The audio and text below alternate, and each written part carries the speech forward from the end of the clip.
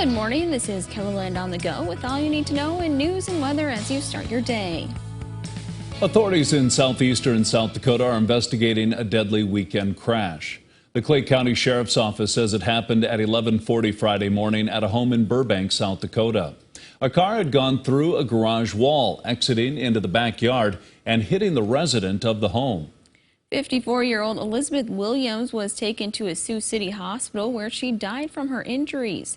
The driver, 58-year-old Joyce Hawley, was not hurt. South Dakota Highway Patrol and South Dakota DCI are helping the Clay County Sheriff's Office with the investigation. Officials in Vermilion are looking into what sparked a fire in the southern part of the city. The Vermilion Fire EMS Department says crews were called to a building in the 400 block of South University Street just before 7 o'clock Monday morning for reports of a basement fire. Firefighters arrived on scene and worked to put the fire out. Elk Point and Gayville fire departments were called in to help. People were inside the building at the time of the fire but were able to get out safely before crews arrived. A Sioux Falls man accused of flashing a gun at Walmart has a history of breaking the law. Police arrested Tanner Banks over the weekend at the Louise Avenue store. In court yesterday, an attorney said authorities also found meth and a used syringe in his car.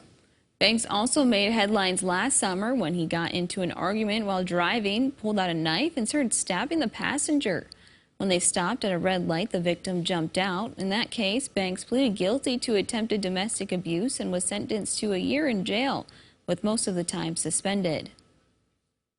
And we've learned from a lieutenant with the Sioux Falls Police Department that there was a shooting involving an officer which took place near East 6th Street and North Cleveland Avenue on Monday. But we don't know who shot whom or the circumstances surrounding it. We spoke to someone who lives nearby. I heard gunshots. You know, it's not unfamiliar around here, unfortunately. I heard about 8 to 10, and, you know, I was like, whoa. So, you know, came outside. My next door neighbor opened this door at the same time as I, and we came outside and we saw the situation that was happening. And what I saw, I know they had one gentleman on the ground cuffing him, and then one female getting cuffed. A news release from the city of Sioux Falls says that additional information is going to come today. Now let's send it over to meteorologist Adam Rutt for a look at our morning forecast. Going to be another warm one today, Adam. Another warm day, but at least it won't be humid. It'll be very comfortable to be outside, so enjoy it if you have the chance to do so. We've had a beautiful start to the day out there as we take a look outside on our downtown camera. A gorgeous view across the board. Really, you could not go wrong anywhere out there. 64 with clear skies above. As we take a look northeast with a west wind at just 7 miles per hour. We're in the low 60s along and east of the James River Valley, unless you're up toward Ortonville and Sisseton. Meanwhile, West River mainly in the 50s to around 60, but 40s out toward the hills with a calm breeze in place out of the west around 5 to 10 miles per hour. We'll talk about the rest of your 7-day forecast, which features a return to form in terms of heat and humidity with few chances for rain coming up. Thank you, Adam. The FCC has sent a cease and desist letter to South Dakota Telecom LLC because some illegal robocalls may be coming from the company. However, the company has ties elsewhere as well. To start an LLC in the state, you need to list a registered agent's name. The name on South Dakota Telecom's application is Registered Agents, Inc., which is based in Wyoming.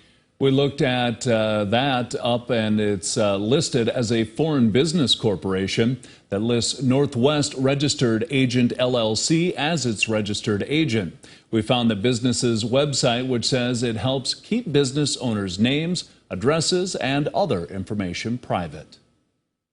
The Southeast Research Farm is welcoming visitors to learn more about the studies they're doing.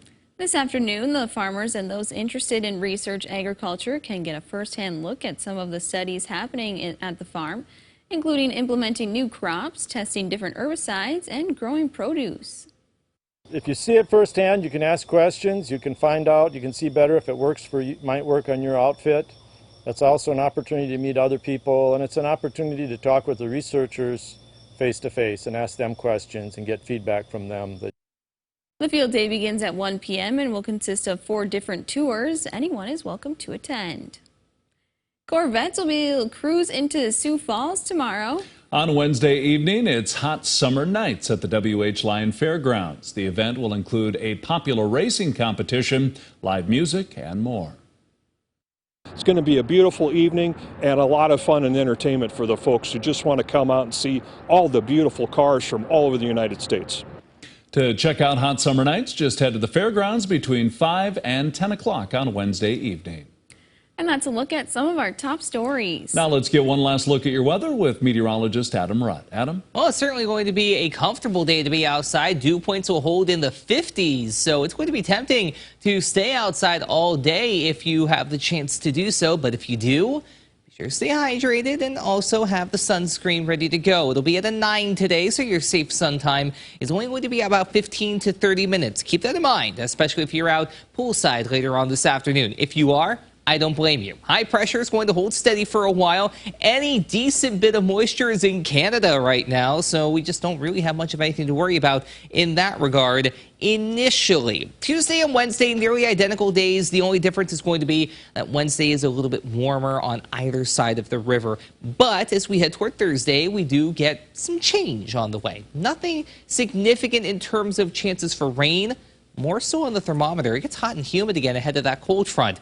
That being said, we do have the chance for some showers and maybe a thunderstorm or two Thursday evening going into Friday morning, but you notice there just is not a whole lot of moisture to work with. So chances are 1 on the lower side and 2, anything that comes around likely won't be too much to write home about. And that's going to be the prevailing theme as we go through the 7-day forecast. Spotty chances for rain, but not much else beyond that. Highs today, though, in the 80s to near 90. Low humidity, a nice breeze, a near perfect day, which leads into a near perfect night. Lows will be in the 50s to around 60 degrees. Your 7-day forecast is dry through Thursday, but you notice we spike up into the upper 90s Thursday into Friday, where we also have that chance for a few thunderstorms. An isolated shower chance on Saturday. Then it's mainly dry and hot as we head into next week.